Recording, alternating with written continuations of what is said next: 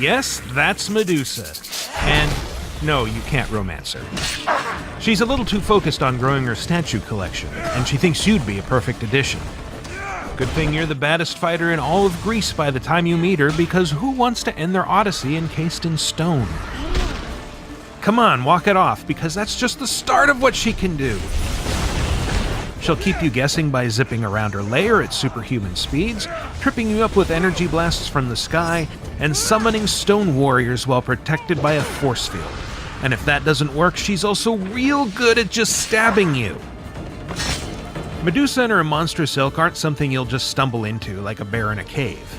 These fights are reserved for high-level players, and they go far beyond what you'll face while wandering the countryside or sailing the Mediterranean. Finding them takes more legwork than just tracking down a creature's lair and putting a spear through its face, and you'll probably have to go through some misguided human foes before you even get there. For example, in Medusa's case, the quest begins in Erissos, a little village on the island of Lesbos, where an angry mob is getting ready to push a woman off a cliff. She must face justice!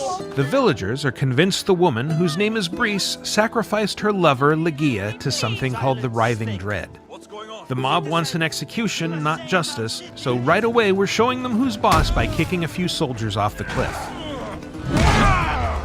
Brice's innocence doesn't mean the monster isn't real, of course. Ligeia's trail leads away from the village and into the heart of a twisting, petrified forest filled with eerily lifelike statues. And snakes. So many snakes. At the heart of it all is, yep, that's a first civilization ruin, all right.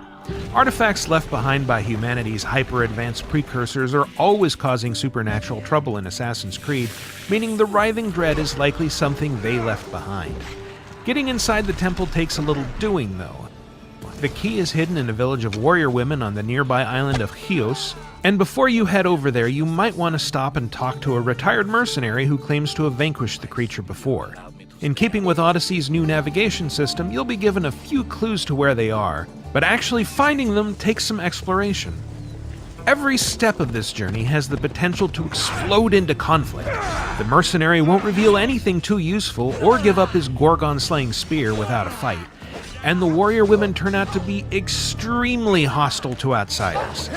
They also shoot fire arrows that can annihilate your health in seconds even if your level is maxed out, and when you combine that with their pet wolves and bears, a stealthy approach will probably get better results than a head-on assault.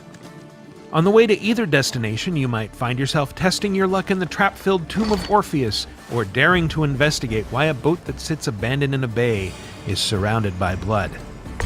Oh, it's this guy. You could burn a few storehouses to destabilize the local tyrant, hunt deer in the hills, indulge in a little piracy, or cross swords with some masked creeps in a cave.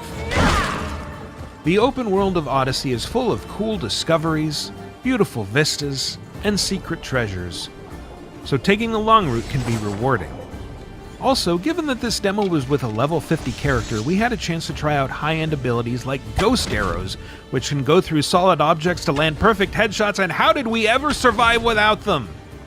Once it's time to venture into the heart of the mystery and confront the Queen of Snakes, you'll find a powerful foe who wants nothing more than to turn you into another statue for her collection. Keep clear of her laser-like stone gaze, and you might survive long enough to send Medusa to Hades. You can start on the path to challenging Medusa, along with just about every mercenary and villain in ancient Greece, on October 5th when Assassin's Creed Odyssey launches on PS4, Xbox One, and PC. To find out more, subscribe to this channel and visit us at news.ubisoft.com.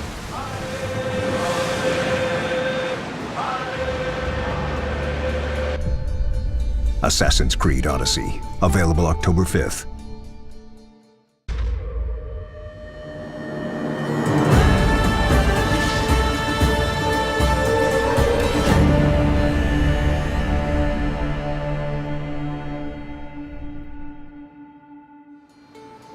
In our setting of ancient Greece, 431 BC, the Peloponnesian War is raging. So every little city-state has its own army, and they're allied with either Sparta or Athens.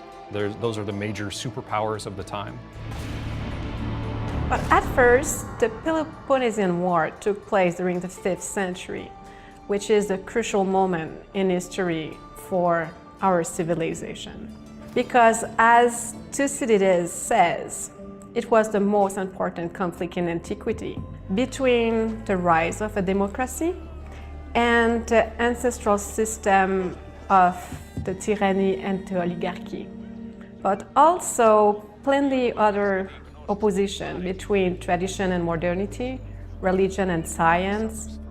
That time period is still relevant for us today because we still embrace a lot of those philosophies. We still have the same questions that they were thinking about back then.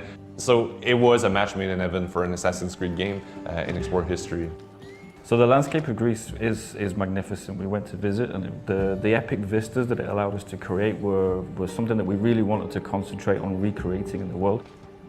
Greece is made out of 85% of mountains, so it's a very mountainous landscape, which is great, by the way, because it's creating tons of layering, so we could play with fogs and mist, so to create a very unique ambience.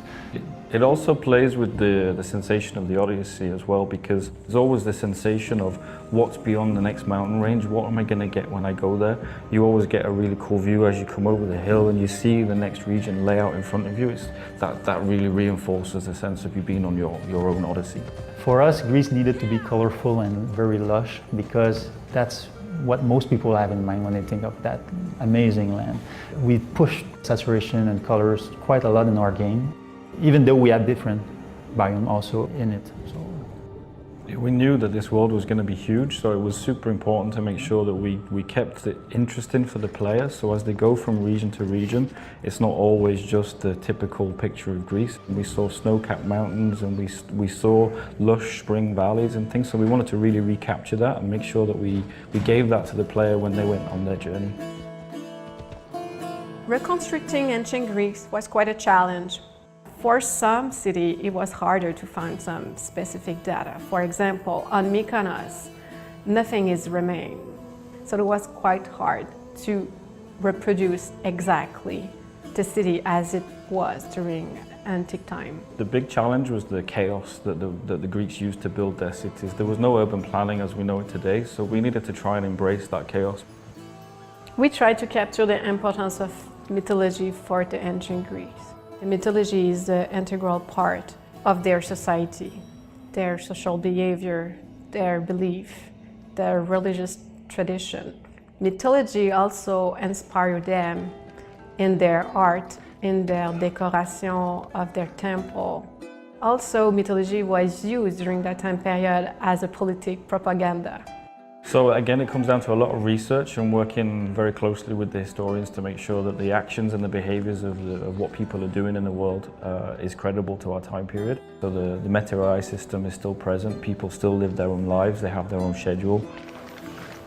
We were really lucky that our historical characters had quite a bit of information about them. You know, you have Plato's accounts of Socrates and who Socrates was and how he would infuriate people with the amount of questions he asked. And then we looked at historical documentation and the different myths and legends and the stories to help us craft the fictional characters and who we knew we wanted to represent, who we knew we couldn't leave out, and craft their personalities based on that. I'll do my best with what you've told me. Good luck. The heroes of the past, the legends, the myths, the philosophers, it is an amazing cultural setting to explore.